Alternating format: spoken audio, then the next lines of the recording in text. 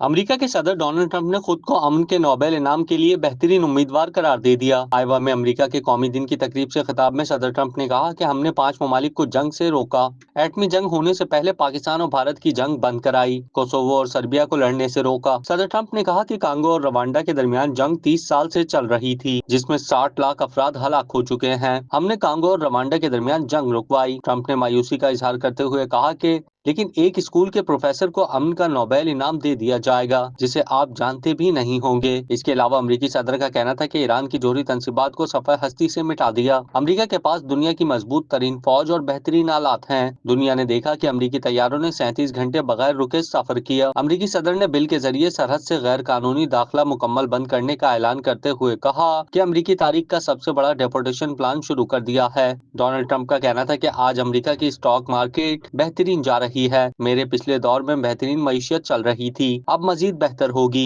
हमने अमेरिका को दोबारा मजबूत और महफूज और अजीम तरीन बनाना है। क्या आप कारोबार की तशहीर चाहते हैं या सोशल मीडिया प्लेटफॉर्म मैनेज कराना चाहते हैं तो देर कैसी, अभी राब्ता करें ओनली न्यूज की टीम से। हमारा कॉन्टेक्ट नंबर आपकी स्क्रीन पर है।